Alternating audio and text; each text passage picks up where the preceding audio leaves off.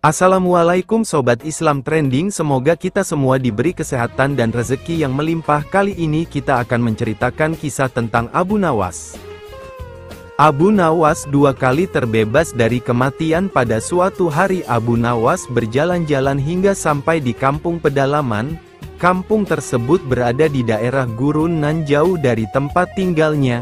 Di kampung itu nampak keramaian, dan ternyata ada kerumunan orang yang sedang membuat bubur. Ketika Abu Nawas asyik mengamati suasana, tanpa disadari ada puluhan pasang mata yang mengawasinya. Tidak berapa lama kemudian, Abu Nawas sudah tertangkap dan diikat oleh para penduduk setempat. Lalu dia pun dibawa ke tengah-tengah kerumunan orang yang sedang membuat bubur tersebut. Saat ada seseorang yang membawa golok tajam mendekatinya, Abu Nawas tidak tinggal diam saja. "Hei, kenapa aku ditangkap?" tanya Abu Nawas. Salah seorang dari mereka menjelaskan bahwa setiap ada orang asing, mereka akan menyembelih, lalu mencampurnya ke dalam adonan bubur dan memakannya. Mendengar penjelasan itu, Abu Nawas ketakutan juga. Namun, meski dalam keadaan terjepit, dia masih sempat berpikir dengan jernih. Abu Nawas akan dijadikan campuran bubur. Kalian lihat saja, badanku kurus kering, jadi dagingku tidak banyak. Kalau kalian mau, besok aku bawakan temanku yang badannya gemuk, sehingga kalian bisa makan untuk 5 hari lamanya. Aku janji, maka lepaskan aku, pinta Abu Nawas.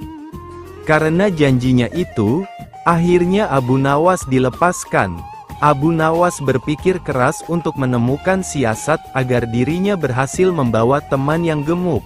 Terlintas di pikirannya bahwa sang Raja Harun ar-Rasyid, seharusnya raja tahu kondisi ini, dan alangkah baiknya jika dia mengetahuinya sendiri, gumam Abu Nawas dalam hati. Abu Nawas pun segera menghadap Raja Harun. Dengan berbagai bujuk rayu, akhirnya dia berhasil mengajak raja hanya berdua saja. Sesampainya di kampung pedalaman itu, tanpa banyak bicara, warga langsung menangkap raja. Abu Nawas pun segera meninggalkan kampung itu. Dalam hatinya dia berpikir, bila raja pintar, pasti dia akan bisa membebaskan diri. Tapi kalau tidak, maka raja akan mati. Abu Nawas berpikir gambling begitu ya, karena dia yakin bahwa rajanya cukup cerdas untuk bisa meloloskan diri dari kampung pedalaman itu. Sementara itu, raja yang sedang ditawan tidak menyangka sama sekali akan disembelih warga kampung pedalaman yang masih merupakan wilayah kekuasaannya. Dalam keadaan takut, raja memiliki inisiatif juga rupanya. "Jika membuat bubur, dagingku ini tidaklah terlalu banyak karena banyak lemaknya. Kalau diizinkan, kalian akan aku buatkan peci kemudian dijual dengan harga jauh lebih mahal daripada harga buburmu itu." Bujuk Raja Harun ke warga kampung pedalaman. Mereka menyetujui dan meminta raja untuk menyelesaikan peci itu. Setelah peci selesai dibuat, raja pun dibebaskan. Dihukum gantung. Setelah raja dibebaskan, Abu Nawas segera dipanggil karena telah berani mencelakakan rajanya sendiri. "Wahai Abu Nawas, engkau benar-benar telah membahayakan aku. Kamu harus digantung," ujar Raja Harun dengan geram. Namun, Abu Nawas minta diberikan waktu untuk pembelaan dirinya. "Baiklah, tetapi kalau ucapamu salah, niscaya engkau akan dibunuh hari ini juga," ujar Raja Harun. "Tuanku, alasan hamba menyerahkan kepada pembuat bubur itu karena ingin menunjukkan fakta kepada Paduka. Karena semua kejadian di dalam negeri ini adalah tanggung jawab Paduka kepada Allah SWT kelak. Raja yang adil sebaiknya mengetahui perbuatan rakyatnya," kata Abu Nawas. Setelah mendengar pembelaan diri Abu Nawas, Raja Harun ar-Rasyid menerimanya dan membebaskan Abu Nawas. Setelah itu raja melakukan pembinaan kepada suku pedalaman tersebut. Abu Nawas selamat dari amarah istri diam-diam. Ternyata Abu Nawas memiliki istri yang pencemburu. Pada saat Abu Nawas sering pulang larut malam, ia selalu marah-marah. Pada suatu hari, Abu Nawas keluar rumah hingga larut malam. Hal itu membuat istrinya merasa gelisah dan emosi karena sudah berjam-jam menunggu di rumah. La pun tidak bisa tidur gara-gara Abu Nawas yang masih dalam tanda tanya.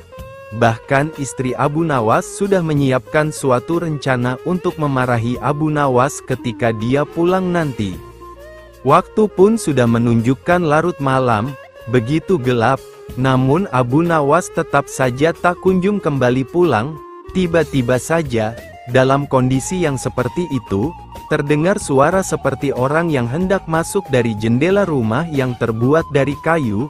Mendengar suara itu, istri Abu Nawas pun langsung siap siaga untuk melancarkan aksinya. Dipukul dengan kayu La menuju jendela sambil memegang sepotong kayu berukuran lumayan besar. La berpikir bahwa Abu Nawas sengaja masuk rumah melalui jendela karena takut didamprat istrinya. Tak lama kemudian, masuklah seseorang melalui jendela yang ukurannya relatif kecil. Dalam kondisi yang gelap, wajah orang tersebut tak kelihatan. Akan tetapi istri Abu Nawas yang sudah tersulut emosinya langsung saja memukulkan kayu ke orang tadi. La memukul secara membabi buta hingga membuat orang yang dikiranya suaminya itu jatuh tak berdaya. Ampun, ampun, ujar orang tersebut, tentu saja karena pukulan yang membabi buta yang dilakukan istri Abu Nawas tersebut membuat orang tadi terkapar di lantai. Istri Abu Nawas pun merasa sangat puas dengan tindakannya ini. La menganggap bahwa tindakannya setimpal atas kesalahan suaminya. Si Abu Nawas, ayo cepat bangun, lain kali jangan diulangi lagi dengan pulang larut malam, kata istri Abu Nawas dengan nada membentak. Setelah ditunggu beberapa menit, orang tersebut tak juga bangkit-bangkit, maka mulailah istri Abu Nawas menjadi penasaran. Dalam pencahayaan yang kurang, ia mencoba melihat dengan seksama orang yang dipukulnya tadi. Betapa kagetnya istri Abu Nawas, ternyata orang itu bukan suaminya. Ia tak mengenali wajah orang yang dipukulinya. Dalam kondisi itu, istri Abu Nawas menyebut orang itu sebagai seorang pencuri dan berteriak dengan keras. "Ada pencuri! Tolong! Tolong!" teriak istri Abu Nawas. Kontan saja teriakan istri Abu Nawas tersebut membuat para warga berhamburan keluar untuk menangkap pencuri. Tak lama kemudian, beberapa warga pergi ke rumah Abu Nawas. Mereka lantas meringkus pencuri yang sudah tidak berdaya di lantai. Ikut bangga dan bersyukur para warga pun merasa kaget melihat kejadian itu. Ada seorang pencuri yang ditaklukkan oleh seorang wanita. Pencuri itu babak belur terkena pukulan dari istri Abu Nawas. Wah, hebat sekali, pencuri ini sampai terbaring tak berdaya di lantai. Mungkin butuh berminggu-minggu agar bisa pulih kembali, kata salah satu warga. "Maaf Pak, saya tak bermaksud menyakitinya, apalagi sampai separah itu, hanya kekeliruan saja, Pak," kata istri Abu Nawas. "Keliru bagaimana?" tanya warga. "Waktu itu, ia masuk melalui jendela dapur, dan saya kira suami saya yang baru pulang berpesta dengan teman-temannya, makanya langsung saya gebuk," jelas istri Abu Nawas. Tak berapa lama kemudian, Abu Nawas pun datang di tengah-tengah mereka. Setelah mendengar cerita tentang seorang pencuri yang babak belur dihajar istrinya, ia pun tersenyum kecil dan bersyukur. "Untung saja bukan saya yang dihajar. Makanya jangan main pukul, beginilah akibatnya," kata Abu Nawas. Namun demikian, Abu Nawas cukup bangga dengan keberanian istrinya yang sanggup melumpuhkan seorang pencuri. Membalas tipuan sang hakim memang Abu Nawas kalau diceritakan tidak akan ada habisnya. Abu Nawas tidak kehabisan akal dalam menghadapi berbagai macam masalah yang pelik sekalipun. Salah satu persoalan yang pelik tadi adalah ketika ia menghadapi seorang hakim yang licik dan zalim. La pun mampu menghadapi kelicikan dan kezaliman itu dengan kelicikan pula, hingga persoalan bisa selesai. Kisahnya pada masa pemerintahan Khalifah Harun al-Rasyid, ada seorang hakim yang baru saja diangkat. Hakim ini terkenal zalim, dan kezalimannya itu ditampakkan ketika ada seorang pemuda Mesir datang ke Baghdad untuk berdagang dengan membawa harta yang sangat banyak. Pada suatu malam, pemuda ini bermimpi telah menikah dengan seorang wanita, yang mana wanitanya adalah anak dari seorang hakim, di mana si pemuda membawa mahar, mas kawin, yang sangat banyak. Mimpi tersebut lantas diceritakan ke banyak orang sehingga sampailah berita mimpi itu ke telinga sang hakim. Hakim langsung saja mendatangi pemuda Mesir itu serta meminta mahar untuk anaknya. Tentu saja pemuda itu menolaknya karena pernikahannya hanya berdasarkan mimpi saja. Namun sang hakim tersebut tetap saja arogan dan memintanya. Sang hakim bahkan merampas semua harta pemuda Mesir itu hingga membuat pemuda itu menjadi miskin. Bahkan si pemuda menjadi pengemis. Untung saja tak lama setelah itu dia ditolong oleh seorang wanita tua. Tidak terima dengan perlakuan sang hakim, wanita tua itu pun membawa pemuda Mesir kepada Abu Nawas untuk mengadu. Begitu mendapat pengaduan, Abu Nawas langsung saja mengambil tindakan. Mengajak semua murid yang diajarinya untuk datang malam hari dengan membawa kapak, cangkul, martil dan batu. Dengan arahan Abu Nawas, murid-muridnya pun langsung bergerak ke arah Tuan Hakim. Mereka seperti demonstran yang berteriak-teriak lalu menghancurkan rumah hakim itu sesuai dengan perintah. Melihat peristiwa itu, sang hakim pun keluar rumah dengan marah-marah dan bertanya, "Siapa yang menyuruh kalian melakukan semua ini?" Mereka pun menjawab, "Guru kami, Syekh Abu Nawas." Melaksanakan perintah mimpi tidak terima dengan ulah murid-murid Abu Nawas, hakim itu melaporkan Abu Nawas ke Baginda Raja pada keesokan harinya. Pada pagi harinya, Abu Nawas dipanggil oleh Raja untuk menghadap. "Wahai Abu Nawas, mengapa kamu merusak rumah hakim?" tanya Baginda. "Wahai tuanku, itu semua karena hamba bermimpi, dan dalam mimpi itu justru Tuan Hakim sendiri yang menyuruh hamba untuk merusak rumahnya," jawab Abu Nawas. Baginda Raja merasa aneh dengan jawaban itu, dan bertanya, "Wahai Abu Nawas, hukum mana yang kamu pakai itu?" Dengan tenangnya Abu Nawas menjawab, "Hamba memakai hukum yang juga dipakai Tuan Hakim yang baru jadi ini." Baginda mendengar penuturan yang singkat itu, sang hakim pun menjadi pusat pasi serta terdiam 1000 bahasa.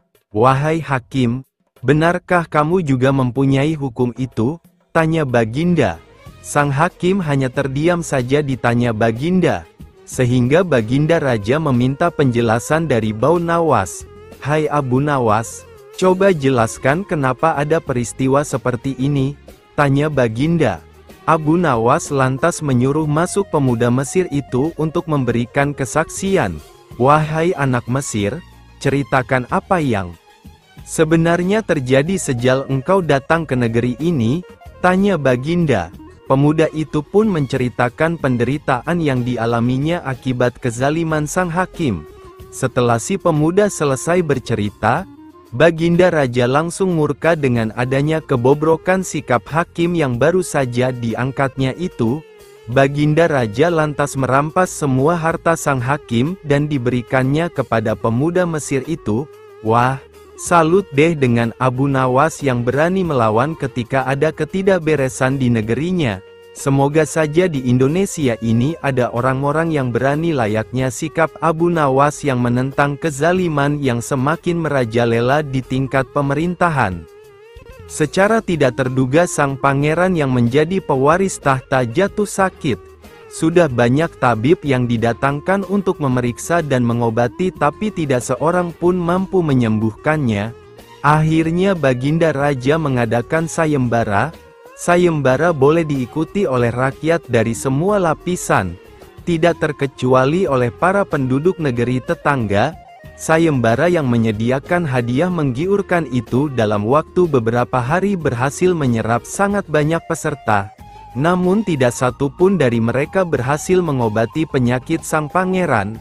Akhirnya sebagai sahabat dekat, Abu Nawas menawarkan diri untuk menolong sang putra mahkota.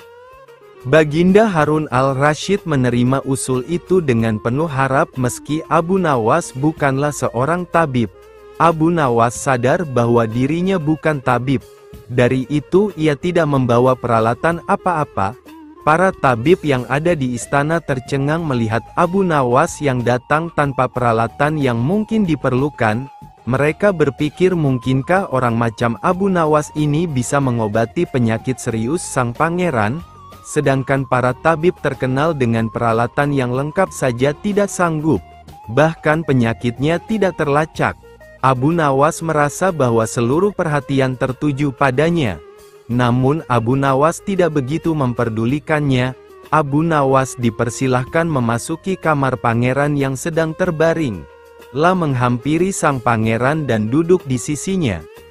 Setelah Abu Nawas dan sang pangeran saling pandang beberapa saat, Abu Nawas berkata, "Saya membutuhkan seorang orang tua yang di masa mudanya sering mengembara ke pelosok negeri."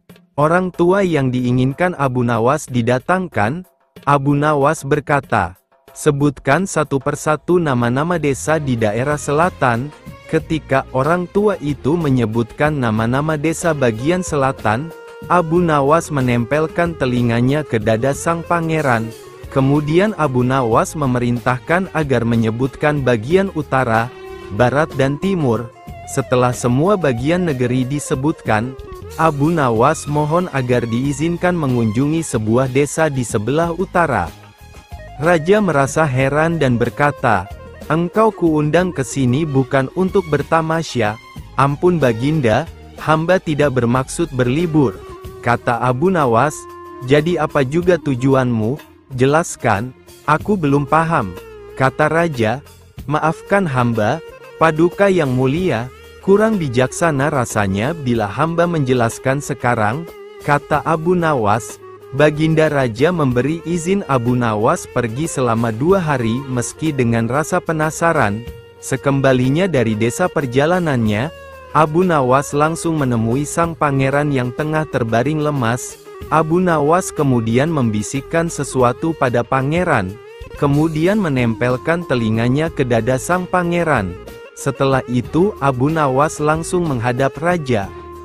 Cara satu-satunya adalah dengan mengawinkan pangeran dengan gadis desa itu, jawab Abu Nawas. "Bagaimana jika tidak?" tanya raja ragu-ragu. "Cinta itu buta tuanku, bila kita tidak berusaha mengobati kebutaannya, maka ia akan segera mati," kata Abu Nawas meyakinkan. Baginda pun tidak bisa menolak saran Abu Nawas. Sang pangeran adalah pewaris tahta kerajaan. Abu Nawas benar. Begitu mendengar persetujuan sang Baginda Raja, sang pangeran berangsur-angsur pulih. Sebagai tanda terima kasih Baginda Raja, Abu Nawas diberi hadiah atas bantuannya. Tidak berapa lama kemudian ia menuju istana untuk mengajukan diri mengobati Baginda Raja. Baginda sangat terkejut melihat pengajuan diri Abu Nawas. Mengingat ia bukanlah tabib, rasanya Abu Nawas tidak mungkin dapat mengobati Baginda. "Wahai Abu Nawas, setahuku kamu itu bukan seorang tabib. Tapi mengapa engkau mengikuti sayembara ini?" tanya Baginda heran. Abu Nawas hanya tersenyum mendengar pertanyaan Baginda. Dengan segala kecerdasan pikirannya, akhirnya Abu Nawas berhasil meyakinkan Baginda untuk mempercayainya. Abu Nawas memulai dengan menanyakan Baginda mengeluhkan kepada Abu Nawas jika dan ia tidak mengerti penyakit yang sedang ia alami. Karena belum ada satu orang tabib pun yang berhasil mengobatinya. Ia mengeluhkan rasa sakit dan panas di sekujur tubuhnya. Abu Nawas tertawa ketika mendengar keluhan sakit Baginda. Baginda pun merasa tersinggung dengan respon Abu Nawas tersebut. "Hai Abu Nawas, kenapa engkau tertawa mendengar keluhanku?" tanya Baginda kesal. "Tidak Paduka, kalau penyakit seperti itu gampang sekali menemukan obatnya," jawab Abu Nawas. Raja pun terkejut mendengar jawaban Abu Nawas. Beliau kemudian bertanya, "Jadi apa obatnya dan di mana kita bisa menemukannya?" "Oh, obatnya adalah telur unta," Paduka raja bisa mendapatkannya di kota Baghdad. Tapi ada syaratnya, jelas Abu Nawas. Apa syaratnya? Tanya Baginda. Syaratnya adalah, Baginda sendiri yang harus menemukan obat tersebut, bukan mengutus orang lain. Jelas Abu Nawas. Tanpa pikir panjang, Baginda pun menerima syaratnya. Baginda segera bergegas menuju Baghdad menyamar sebagai rakyat biasa dan dikawal oleh beberapa pengawal kerajaan yang juga menyamar. Sesampai di kota Baghdad, mereka mengitari seluruh sudut pasar mencari penjual telur unta. Namun mereka tidak pernah kunjung menemukan telur unta yang dicari. Baginda dan para pengawal terus berusaha mencari tetapi hanya mendapatkan kelelahan. Keletihan dan keringat saja, Baginda mulai menggerutu memikirkan hukuman yang akan diberikan kepada Abu Nawas karena meminta ia mencari obat yang tidak pernah ditemukan. Baginda dan pengawal pun bergegas kembali ke istana. Ketika segera hendak berangkat, ia melihat seorang kakek tua yang sedang berjalan. Baginda segera mencegatnya. "Tunggu kek, bolehkah saya bertanya sesuatu?" tanya Baginda. "Ya boleh," jawab si kakek. "Di mana saya dapat menemukan telur unta?" tanya Baginda. "Ya boleh," jawab si kakek. "Di mana saya dapat menemukan telur unta?" tanya Baginda. "Telur unta?" Si kakek kemudian terdiam sejenak lalu tertawa lebar. Si kakek pun menjelaskan jika tidak ada telur unta di dunia ini. Ia mengatakan jika hewan yang memiliki daun telinga itu melahirkan, bukan bertelur. Baginda dan para pengawal tersentak kaget bukan kepalang mendengar penjelasan si kakek. Dalam keadaan murka pada Abu Nawas karena telah mempermainkannya, Baginda segera kembali ke istana. Keesokan paginya Abu Nawas segera dihadirkan untuk menghadap. "Hai Abu Nawas, berani sekali kamu mempermainkan aku. Bukankah unta tidak bertelur?" ujar sang raja marah. "Betul, Paduka," jawab Abu Nawas. Tanpa penjelasan lebih lanjut dari Abu Nawas, Baginda langsung memerintahkan pengawal untuk memberikan hukuman berat kepada Abu Nawas. "Tunggu dulu Baginda, sebelum Baginda menghukum hamba, bolehkah hamba bertanya bagaimana kabar Baginda sekarang?" tanya Abu Nawas. "Alhamdulillah, aku sangat sehat sekarang dan begitu bersemangat ingin segera memberi hukuman padamu," jawab Baginda tanpa menyadari jika itu adalah pertanyaan jebakan Abu Nawas. "Berarti hamba berhasil menyembuhkan Paduka ya?" jawab Abu Nawas. Baginda raja terdiam. Ia mulai menyadari jika sebelumnya adalah taktik Abu Nawas menyembuhkan dirinya meskipun dengan cara yang tidak masuk akal. Baginda pun tidak dapat berkata apa-apa selain mengakui kecerdikan Abu Nawas dan memberi hadiah atas keberhasilannya dalam sayembara menyembuhkan raja. Selama ini ia tidak sadar jika ia bukanlah sakit parah dan akan sembuh jika ia sering berolahraga menjaga kesehatannya. Pada suatu hari, Baginda raja memanggil Abu Nawas menghadap ke istana. Seperti biasanya Baginda ingin menguji kecerdikan Abu Nawas sejauh mana ia bisa lolos dari hukuman Baginda. Sesampainya Abu Nawas menghadap, Baginda mulai bertitah. "Hai, Abu Nawas, aku menginginkan 6 ekor lembu berjenggot dan pandai bicara. Aku ingin engkau mendatangkan mereka dalam waktu seminggu. Jika gagal, aku akan menggantungmu," kata Baginda mengancam. Tidak ada pilihan lain bagi Abu Nawas selain menyanggupinya. "Baiklah, Tuanku Syah Alam, hamba junjung tinggi titah Tuanku," jawab Abu Nawas. Baginda mengira kali ini Abu Nawas pasti akan celaka, karena tidak akan ada lembu berjenggot dan pandai bicara. Setelah menerima titah Baginda, Abu Nawas memohon diri untuk pamit pulang ke rumah. Sesampainya di rumah, Abu Nawas mulai memeras otaknya untuk mencari jalan keluar. Berhari-hari ia terus di dalam rumah, tapi belum juga mendapatkan cara yang pas untuk masalah seperti itu, hingga tibalah di pagi ke-7 yang merupakan saat-saat yang mendebarkan. Akan tetapi Abu Nawas tidak ambil pusing karena semalam ia sudah menemukan cara yang jitu untuk mengganti hukumannya yang mengancam nyawa menjadi hadiah besar. Setelah selesai mandi dan sarapan, Abu Nawas pun berangkat menuju pasar. Tujuannya adalah mencari 6 ekor lembu yang pandai bicara. Sesampainya di pasar, di tengah kerumunan orang tiba-tiba ia berteriak, "Hai orang-orang muda, hari ini hari apa?" tanya Abu Nawas. Sontak pandangan semua mengarahkan padanya. Abu Nawas pun mulai menanyai mereka satu persatu. Namun dari sekian banyak orang yang menjawab, sebagian besar dari mereka tidak bisa menjawab dengan benar. Abu Nawas pun memperlihatkan kegeramannya pada orang-orang yang tidak bisa menjawab tadi. Begitu saja tidak bisa menjawab. Kalau begitu, mari kita menghadap Sultan Harun al-Rasyid untuk mencari tahu kebenaran yang sesungguhnya. Karena merupakan salah seorang kepercayaan Baginda Raja, mereka pun menuruti Abu Nawas untuk menghadap Baginda Raja. Abu Nawas memilih 6 orang di antara mereka yang paling bodoh untuk dihadapkan pada Baginda. Pendapa istana sudah dipenuhi oleh warga masyarakat ingin menyaksikan kehebatan atau nasib malang Abu Nawas jika nantinya gagal menjalani titah paduka raja. Pucuk dicinta ulam pun tiba. Abu Nawas yang dinanti-nanti sudah sampai dan segera menyembah paduka bersama 6 orang berjenggot. Baginda pun merasa sudah tidak sabar, kemudian bertanya, "Hai Abu Nawas, mana lembu berjenggot yang pandai bicara itu?" Tanpa banyak bicara, Abu Nawas pun menunjuk ke 6 orang yang dibawanya itu.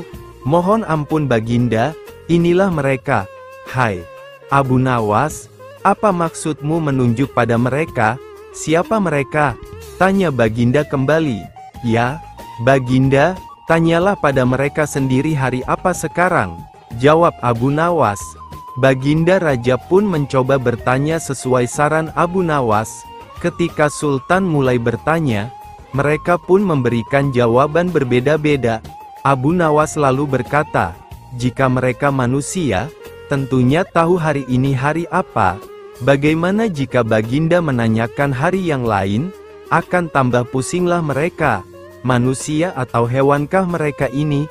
Inilah lembu berjenggot yang pandai bicara itu, tuanku," kata Abu Nawas yang sontak membuat tawa penonton pecah seketika. Dan kembali mau tidak mau Abu Nawas telah lolos dari ancaman hukuman. Maka dari itu dengan sepantasnya Sultan pun memberikan hadiah 2000 dinar kepada Abu Nawas. Pada suatu malam sang raja sangat murka melihat pekerjaan pengawal kerajaan yang tidak beres. Setelah diselidiki, ternyata para pengawal itu sedang mabuk-mabukan dan tertangkap basah oleh Baginda Raja.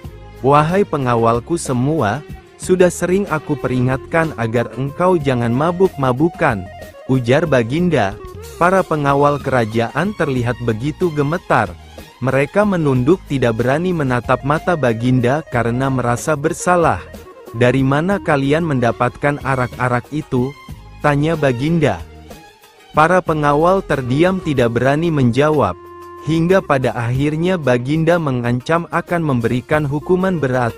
Barulah salah satu dari mereka mengakuinya.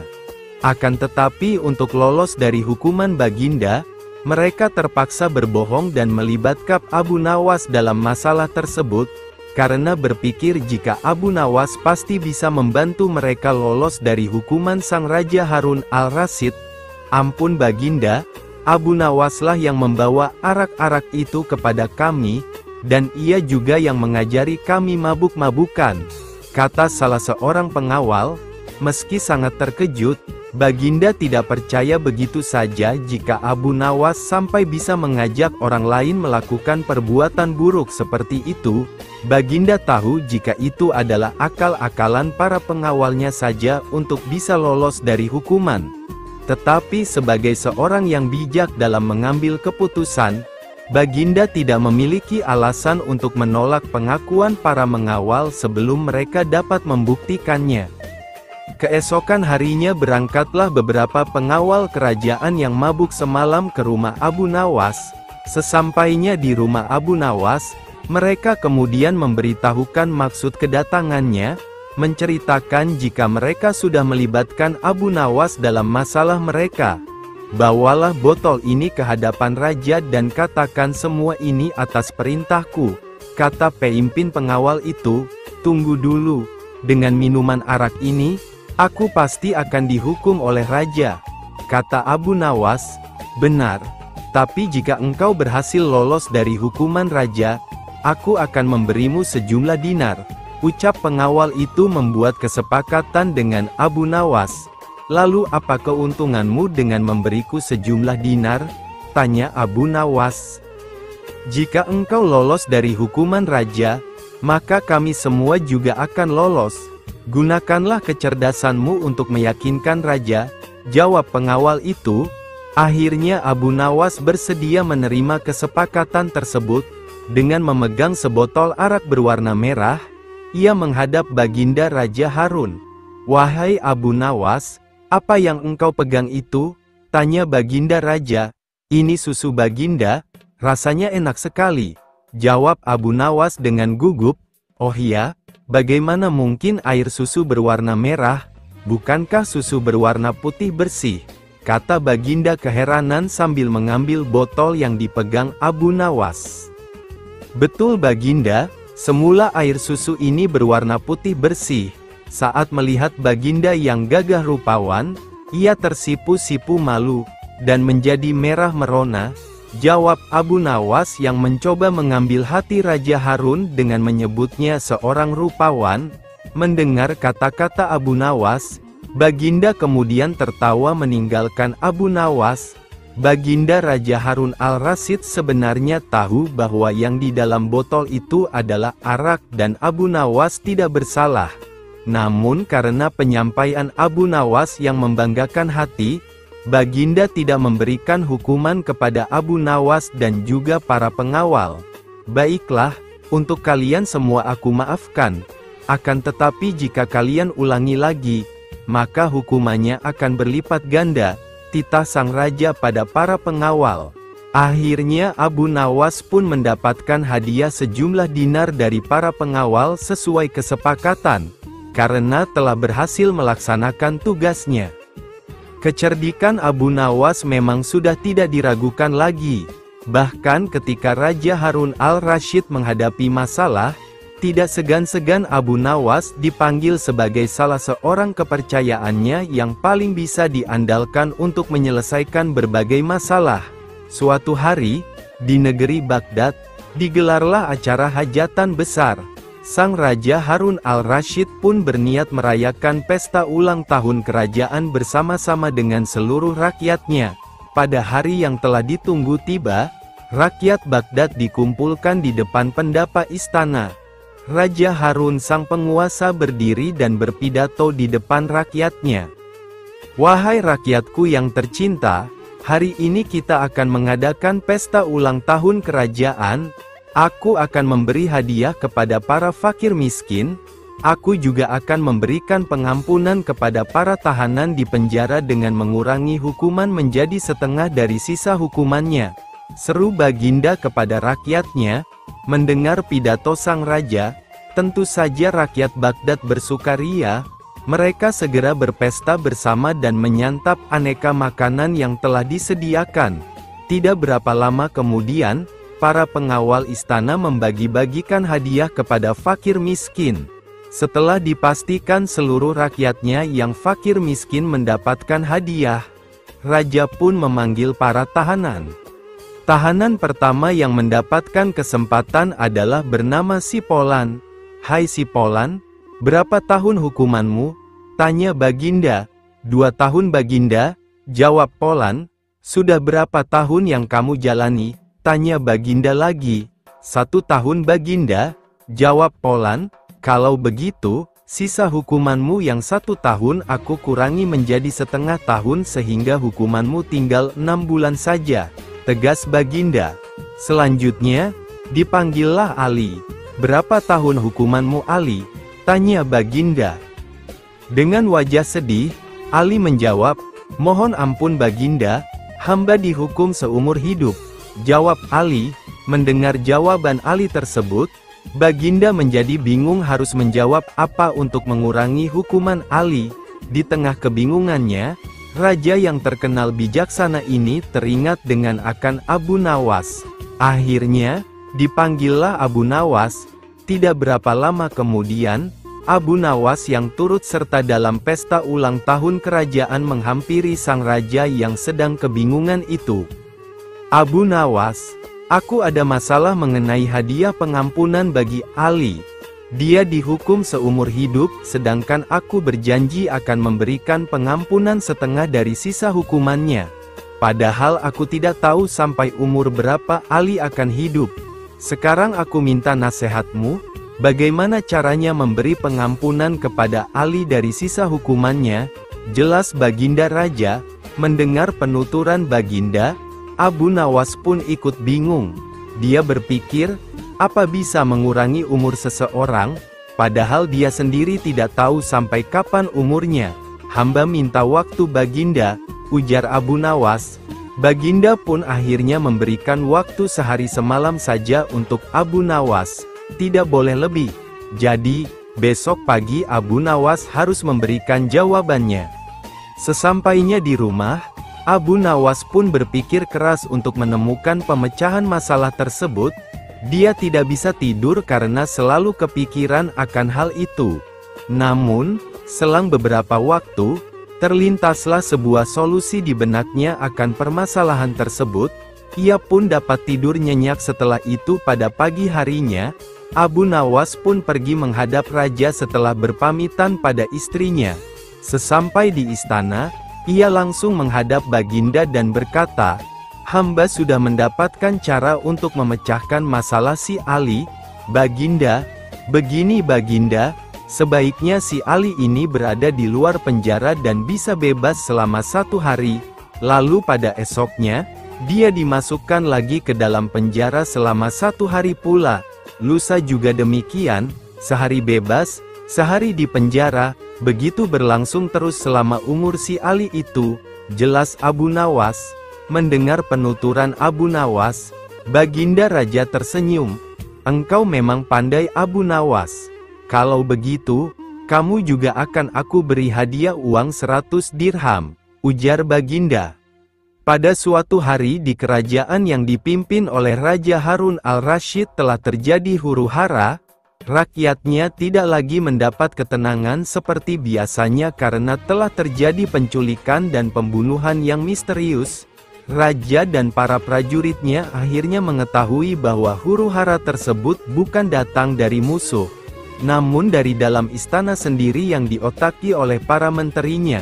Namun, Raja sangat kesulitan untuk mencari siapa yang bersekongkol terhadap tindakan penculikan dan pembunuhan tersebut karena dia melihat bahwa para menterinya semuanya taat kepadanya. Dari itu, dipanggillah Abu Nawas sebagai penasehat yang cerdas memiliki segudang cara dalam menyelesaikan masalah. Akhir-akhir ini aku sangat gelisah. Terjadi kekacauan di sana-sini. Sepertinya ada orang kepercayaanku yang hendak mencoba menghancurkan kerajaanku. Apa ada yang salah dengan kepemimpinanku? Tanya Baginda kepada Abu Nawas. Ampun beribu ampun Baginda. Apa yang bisa hamba lakukan untuk membantu?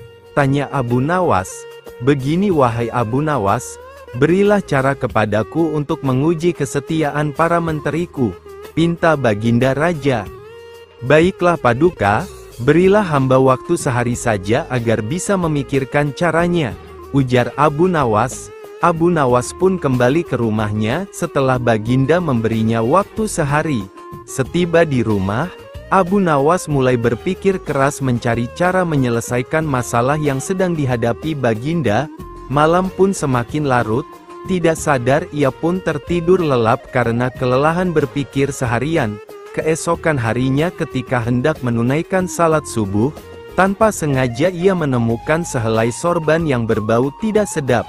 Sorban itu memang telah lama tidak dicuci oleh istrinya. Dari situlah Abu Nawas menemukan sebuah cara jitu untuk masalah Baginda.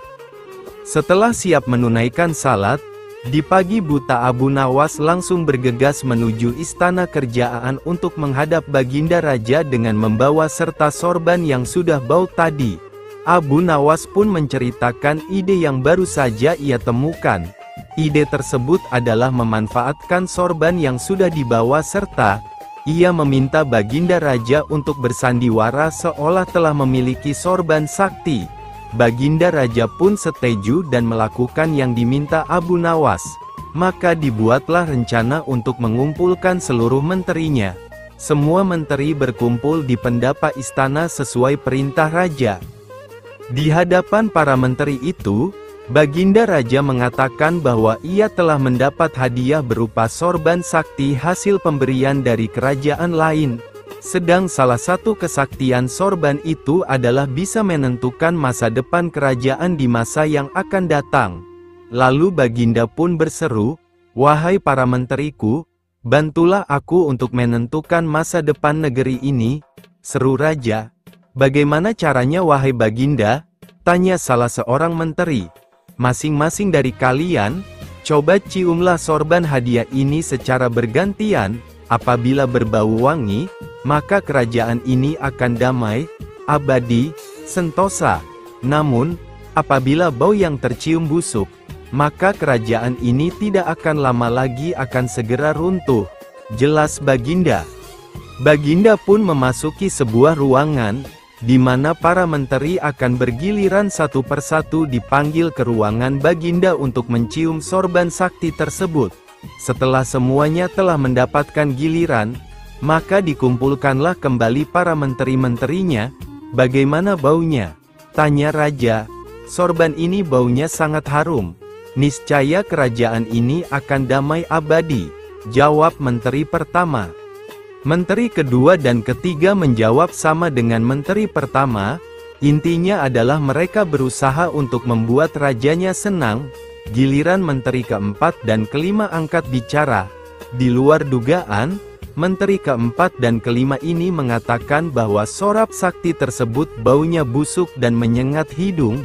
Mendengar penyataan menteri keempat dan kelima itu, Baginda Raja akhirnya membuka rahasia bahwa sorban yang dikiranya sakti tersebut adalah milik Abu Nawas yang sudah usang dan tidak dicuci lama sekali. "Kini aku tahu siapa di antara kalian yang selama ini telah berkhianat kepadaku. Kalian telah terbukti berbohong dan kalian pantas untuk dihukum berat," ujar Raja Harun. Menteri pertama, kedua dan ketiga pun mulai kalang kabut kebakaran jenggot. Spontan saja mereka saling menyalahkan. Baginda pun tidak ambil pusing dengan memerintahkan pengawal menangkap dahulu mereka bertiga. Setelah diselidiki secara mendalam, maka terbuktilah mereka bertiga bersekongkol untuk menyingkirkan Baginda Raja. Para menteri pengkhianat itu pun segera dijebloskan ke penjara. Kepada menteri keempat dan kelima, Raja Harun al-Rasyid memberikan hadiah dan memuji kesetiaan yang telah diberikan oleh mereka. Begitu juga dengan Abu Nawas. Kisah ini mirip dengan kejadian pada masa Nabi Sulaiman ketika masih muda. Entah sudah berapa hari kasus seorang anak bayi yang diakui oleh dua orang ibu yang sama-sama sangat ingin memiliki anak. Hakim pun rupanya mengalami kesulitan memutuskan dan menentukan perempuan yang menjadi ibu bayi itu sebenarnya. Kasus ini sudah berlarut-larut tanpa ada keputusan yang jelas. Hakim akhirnya menghadap Baginda Raja untuk meminta bantuan. Baginda pun turun tangan. Baginda memakai taktik rayuan. Baginda berpendapat mungkin dengan cara-cara yang amat halus. Salah satu wanita itu ada yang mau mengalah. Tetapi kebijaksanaan Baginda Raja Harun al-Rasyid justru membuat kedua perempuan makin mati-matian saling mengaku bahwa bayi itu adalah anaknya. Baginda pun putus asa. Mengingat tak ada cara-cara lain lagi yang bisa diterapkan, Baginda pun berpikir mungkin perlu memanggil Abu Nawas meminta bantuannya. Abu Nawas hadir menggantikan hakim. Abu Nawas tidak menjatuhkan putusan pada hari itu melainkan menunda sampai hari berikutnya. Semua yang hadir yakin Abu Nawas pasti sedang mencari akal seperti yang biasa dilakukan. Padahal penundaan itu hanya disebabkan oleh hal lain, yaitu seorang algojo yang harusnya masuk dalam taktik Abu Nawas tidak berada di tempat. Keesokan hari sidang pengadilan diteruskan lagi. Abu Nawas memanggil algojo dengan pedang di tangan. Abu Nawas memerintahkan agar bayi itu diletakkan di atas meja. "Apa yang akan kau perbuat terhadap bayi itu?" kata kedua perempuan itu saling memandang. "Sebelum saya mengambil tindakan, apakah salah satu dari kalian bersedia mengalah dan menyerahkan bayi itu kepada yang memang berhak memilikinya?" kata Abu Nawas. "Tidak, bayi itu adalah anakku," kata kedua perempuan itu serentak. "Baiklah, kalau kalian memang sungguh-sungguh menginginkan bayi itu dan tidak ada yang mau mengalah, maka saya terpaksa membelah bayi itu menjadi dua sama rata dan membaginya kepada kalian," kata Abu Nawas mengancam dengan spontan. Perempuan pertama girang bukan kepalang, setuju akan tindakan yang akan dilakukan Abu Nawas, sedangkan perempuan kedua menjerit-jerit histeris. "Jangan, tolong jangan dibelah bayi itu, biarlah aku rela bayi itu seutuhnya diserahkan kepada perempuan itu," kata perempuan kedua. Abu Nawas tersenyum lega. Pemilik sebenarnya bayi tersebut sudah diketahui. Abu Nawas segera mengambil bayi itu dan langsung menyerahkan kepada perempuan kedua. Abu Nawas minta agar perempuan pertama dihukum sesuai dengan perbuatannya, karena tidak ada ibu yang tega menyaksikan anaknya disembelih, apalagi di depan mata. Baginda Raja merasa puas terhadap keputusan Abu Nawas. Sebagai rasa terima kasih, Baginda memberikan sejumlah hadiah atas bantuannya yang sangat berguna. Secara tidak terduga sang pangeran yang menjadi pewaris tahta jatuh sakit. Sudah banyak tabib yang didatangkan untuk memeriksa dan mengobati, tapi tidak seorang pun mampu menyembuhkannya. Akhirnya Baginda Raja mengadakan sayembara. Sayembara boleh diikuti oleh rakyat dari semua lapisan, tidak terkecuali oleh para penduduk negeri tetangga. Sayembara yang menyediakan hadiah menggiurkan itu dalam waktu beberapa hari berhasil menyerap sangat banyak peserta. Namun tidak satu pun dari mereka berhasil mengobati penyakit sang pangeran.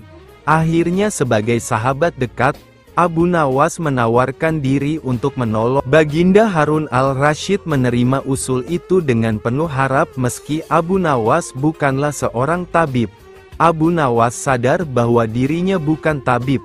Dari itu ia tidak membawa peralatan apa-apa. Para tabib yang ada di istana tercengang melihat Abu Nawas yang datang tanpa peralatan yang mungkin diperlukan. Mereka berpikir mungkinkah orang macam Abu Nawas ini bisa mengobati penyakit serius sang pangeran, sedangkan para tabib terkenal dengan peralatan yang lengkap saja tidak sanggup. Bahkan penyakitnya tidak terlacak. Abu Nawas merasa bahwa seluruh perhatian tertuju padanya. Namun Abu Nawas tidak begitu memperdulikannya. Abu Nawas dipersilahkan memasuki kamar pangeran yang sedang terbaring. Lah menghampiri sang pangeran dan duduk di sisinya. Setelah Abu Nawas dan sang pangeran saling pandang beberapa saat, Abu Nawas berkata, "Saya membutuhkan seorang orang tua yang di masa mudanya sering mengembara ke pelosok negeri." Orang tua yang diinginkan Abu Nawas didatangkan. Abu Nawas berkata, "Sebutkan satu persatu nama-nama desa di daerah selatan." Ketika orang tua itu menyebutkan nama-nama desa bagian selatan, Abu Nawas menempelkan telinganya ke dada sang pangeran. Kemudian Abu Nawas memerintahkan agar menyebutkan bagian utara, barat dan timur. Setelah semua bagian negeri disebutkan, Abu Nawas mohon agar diizinkan mengunjungi sebuah desa di sebelah utara. Raja merasa heran dan berkata, "Engkau kuundang ke sini bukan untuk bertamasya."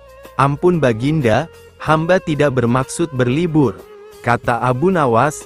"Jadi apa juga tujuanmu? Jelaskan, aku belum paham," kata Raja. "Maafkan hamba, Paduka yang mulia, Kurang bijaksana rasanya bila hamba menjelaskan sekarang, kata Abu Nawas. Baginda Raja memberi izin Abu Nawas pergi selama 2 hari meski dengan rasa penasaran. Sekembalinya dari desa perjalanannya, Abu Nawas langsung menemui sang pangeran yang tengah terbaring lemas. Abu Nawas kemudian membisikkan sesuatu pada pangeran, kemudian menempelkan telinganya ke dada sang pangeran. Setelah itu Abu Nawas langsung menghadap raja. "Apakah Yang Mulia masih menginginkan sang pangeran tetap hidup?" tanya Abu Nawas. "Apa maksud perkataanmu?" tanya raja dengan kaget. Sang pangeran sedang jatuh cinta pada seorang gadis desa di sebelah utara negeri ini, kata Abu Nawas menjelaskan. "Bagaimana kau tahu?" tanya Baginda kembali. "Beberapa hari yang lalu ketika nama-nama desa di seluruh negeri disebutkan oleh orang tua pengelana itu, tiba-tiba degup jantung pangeran bertambah keras saat mendengarkan nama sebuah desa di bagian utara negeri ini. Sang pangeran tidak berani mengutarakannya kepada Baginda jika ia telah jatuh cinta pada seorang gadis desa tersebut," jelas Abu Nawas. "Lalu apa yang harus aku lakukan?" tanya raja. "Cara satu-satunya adalah dengan mengawinkan pangeran dengan gadis desa itu," jawab Abu Nawas. "Bagaimana jika tidak?" tanya raja ragu-ragu. "Cinta itu buta tuanku, bila kita tidak berusaha mengobati kebutaannya, maka ia akan segera mati," kata Abu Nawas meyakinkan. Baginda pun tidak bisa menolak saran Abu Nawas. Sang pangeran adalah pewaris tahta kerajaan. Abu Nawas benar. Begitu mendengar persetujuan sang Baginda Raja, sang pangeran berangsur-angsur pulih. Sebagai tanda terima kasih Baginda Raja, Abu Nawas diberi hadiah atas bantuannya. Suatu hari seorang yogis, ahli yoga, dan seorang pendeta bersekongkol ingin memperdaya iman Abu Nawas dalam sebuah pengembaraan. Setelah semua rencana siap disusun, mereka berangkat menemui Abu Nawas di kediamannya. Ketika mereka datang, Abu Nawas sedang melakukan salat 2 rakaat. Setelah dipersilahkan masuk oleh istri Abu Nawas, mereka masuk dan menunggu sambil berbincang-bincang santai. Seusai salat, Abu Nawas menyambut mereka. Abu Nawas dan para tamunya bercakap-cakap sejenak. Mulailah mereka menyampaikan maksud mereka. "Wahai Abu Nawas, kami berdua sebenarnya ingin mengajak engkau melakukan pengembaraan suci. Kalau engkau tidak keberatan, bergabunglah bersama kami," kata ahli yoga, dengan senang hati. "Lalu kapan rencananya?" tanya Abu Nawas polos. "Besok pagi," kata pendeta. "Baiklah, kalau begitu kita bertemu di warung teh besok," kata Abu Nawas menyanggupi. Hari berikutnya mereka bertemu di warung teh. Setelah semua berkumpul, mereka pun mulai berangkat. Di tengah perjalanan mereka mulai diserang rasa lapar. Akan tetapi mereka tidak punya apa-apa untuk dimakan. Dan sesuai kesepakatan sebelumnya, mereka juga tidak boleh sarapan sebelum berangkat. Karena dari awal mereka memang sudah sepakat untuk tidak membawa bekal. Maka satu-satunya cara untuk menghilangkan rasa lapar adalah dengan mencari derma. "Hai Abu Nawas, bagaimana kalau engkau saja yang mengumpulkan derma guna membeli makanan untuk kita bertiga? Karena kami akan mengadakan kebaktian," kata pendeta. Tanpa banyak bicara, Abu Nawas berangkat mencari dan mengumpulkan derma dari rumah satu ke rumah lain. Setelah derma terkumpul, Abu Nawas membeli makanan yang cukup untuk 3 orang. Abu Nawas kembali ke pendeta dan ahli yoga dengan membawa makanan. Karena sudah tidak sanggup menahan rasa lapar, Abu Nawas berkata, "Mari segera kita bagi makanan ini sekarang juga." "Jangan sekarang, kami sedang berpuasa," kata ahli yoga. "Tetapi aku hanya menginginkan bagianku saja, sedangkan bagian kalian terserah pada kalian," kata Abu Nawas menawarkan jalan keluar. "Aku tidak setuju. Kita harus seiring seirama dalam berbuat apapun," kata pendeta. "Betul, aku pun tidak setuju karena waktu makanku besok pagi. Besok pagi aku baru akan berbuka," kata ahli yoga. Bukankah aku yang engkau jadikan alat pencari derma dan derma itu sekarang telah kutukar dengan makanan ini? Sekarang kalian tidak mengizinkan aku mengambil bagian sendiri. Padahal aku sudah sangat lapar dan lelah demi kalian. Kenapa kalian tidak menghargai itu? Kata Abu Nawas mulai merasa jengkel. Namun begitu pendeta dan ahli yoga tetap bersikeras tidak mengizinkan Abu Nawas mengambil bagian yang menjadi haknya. Meski Abu Nawas sudah terlihat sangat lapar ditambah lelah karena disuruh mencari derma, Abu Nawas pun terus berusaha meyakinkan kawan-kawan agar mengizinkan ia memakan bagiannya. Tetapi mereka tetap saja menolak. Abu Nawas benar-benar merasa jengkel dan marah. Namun Abu Nawas tidak memperlihatkan sedikit pun kejengkelan dan kemarahannya. Bagaimana kalau kita mengadakan perjanjian? Kata pendeta kepada Abu Nawas. Perjanjian apa? Tanya Abu Nawas. Kita adakan lomba, barang siapa di antara kita bermimpi paling indah, maka ia akan mendapat bagian yang terbanyak, yang kedua lebih sedikit, dan yang terburuk akan mendapat paling sedikit. Pendeta itu menjelaskan. Abu Nawas setuju. La tidak memberi komentar apa-apa. Ia sudah tahu jika itu memang akal bulus yang sudah mereka rencanakan untuk menjebaknya. Dan yang jelas mereka pasti tidak akan mengakui tentang kehebatan mimpi Abu Nawas nantinya. Oleh sebab itu ia pun mulai memikirkan jalan keluarnya. Hari pun mulai malam, embun mulai turun ke bumi, pendeta dan ahli yoga mengantuk dan tidur. Karena perut lapar Abu Nawas tidak bisa tidur. La hanya berpura-pura tidur. Setelah merasa yakin kawan-kawan sudah terlelap, Abu Nawas menghampiri makanan yang sudah dibeli tadi. Tanpa berpikir dua kali Abu Nawas langsung melahap habis bersama makanan bagian kawan-kawan hingga tidak tersisa sedikit pun. Setelah merasa kekenyangan Abu Nawas baru bisa tidur. Keesokan hari mereka bangun hampir bersamaan. Ahli yoga dengan wajah berseri-seri langsung bercerita, tadi malam aku bermimpi memasuki sebuah taman yang mirip sekali dengan nirvana. Aku merasakan kenikmatan yang belum pernah kurasakan sebelumnya dalam hidup ini. Pendeta mengatakan bahwa mimpi ahli yoga benar-benar menakjubkan, betul-betul luar biasa. Kemudian giliran pendeta menceritakan mimpinya, aku seolah-olah menembus ruang dan waktu. Dan ternyata memang benar. Aku secara tidak sengaja berhasil menyusup ke masa silam di mana pendiri agamaku hidup. Aku bertemu dengan beliau dan yang lebih membahagiakan adalah aku diberkatinya. Ahli yoga juga memuji-muji kehebatan mimpi pendeta. Abu Nawas hanya diam. La bahkan tidak merasa tertarik sedikit pun. Karena Abu Nawas belum juga buka mulut, pendeta dai ahli yoga mulai tidak sabar. Mereka pun menanyakan mimpi yang dialami Abu Nawas.